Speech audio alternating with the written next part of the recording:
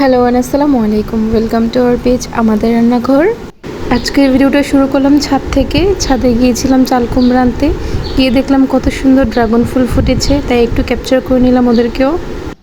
তো যে কাজের জন্য এসেছি সেটা আগে শেষ করি। চাল কুমড়া পেরে নিচ্ছি। আজকে চাল কুমড়া দিয়ে মুরগির মাংস রান্না করব একটু অন্যরকমভাবে। আর তার সাথে নিয়েছি করলা, আজকে করলার ঝোল রান্না করব।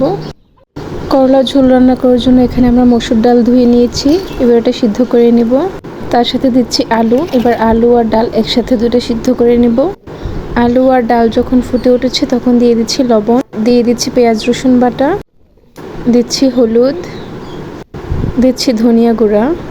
সব মশলা দেওয়ার পর যখন ডাল আর আলু সিদ্ধ হয়ে গিয়েছে তখন আমরা একটা কাঠের খুন্তির সাহায্যে কিছুটা ডাল আর আলু একসাথে ভেঙে দিব। আর এখানে আমাদের করলাগুলো ধুয়ে পরিষ্কার করে কেটে নিয়েছি। ভেঙে দেওয়ার পর আমাদের ডালটা কিছুটা দেখতে এরকম হবে। তারপর দিয়ে দিব আমাদের করলা। সবশেষে এবার আমরা ফোড়ন দিয়ে দিব। ফোড়নের জন্য দিয়েছি তেল, দিয়ে দিচ্ছি পেঁয়াজ। পেঁয়াজটা ভাজা হয়ে গেলে দিয়ে দিচ্ছি আমাদের করলা। করলাটা বেশিক্ষণ রান্না করা যাবে না, তাহলে তেতো হয়ে যাবে। 2 মিনিট রান্না করে দিয়ে দিব আমাদের কাঁচামরিচ। এবার ধনিয়া পাতা দিয়ে নামিয়ে নিব। এই তো আমাদের করলার ঝোল রান্না করা শেষ। এবার আমরা রান্না করে নেব চাল কুমড়ো দিয়ে মুরগির ঝোল। রান্নার জন্য আমরা মুরগি কেটে ধুয়ে পরিষ্কার করে নিচ্ছি। এবার দিয়ে দিচ্ছি গরম মশলা, এলাচ, দারচিনি, তেজপাতা। আর এখন যে পেস্টটা দিচ্ছি এখানে আছে পেঁয়াজ, আদা, রসুন, শুকনো মরিচ, সব কিছু একসাথে বেটে আমি দিয়ে দিয়েছি। এবার দিয়ে দিচ্ছি ধনিয়া গুঁড়া, এবার দিয়ে দিচ্ছি হলুদ, দিয়ে দিচ্ছি গরম মশলার গুঁড়া, দিচ্ছি লবণ।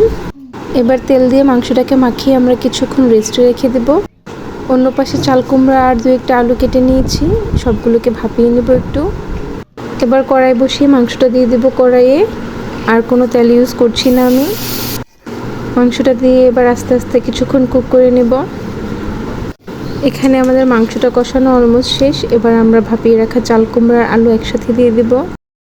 এবার সবজি আর মাংস আমরা একসাথে 5-7 মিনিট কষিয়ে নেব। এ পর্যায়ে আমাদের কষানো শেষ, দিয়ে দেব ঝোলের জন্য পানি। ঝোল দেওয়ার পর 5-7 মিনিট রান্না করে নিলে আমাদের রান্নাটা কমপ্লিট হয়ে যাবে। আমাদের রান্না করা শেষ। এটাই হচ্ছে আমাদের চাল কুমড়ো দিয়ে মুরগির ঝোলের ফাইনাল লুক। তো ভিডিওটা আপনাদের কাছে কেমন লেগেছে অবশ্যই জানাবেন। আর আজকের ভিডিওটা এ পর্যন্তই ছিল। সবাইকে আসসালামু আলাইকুম।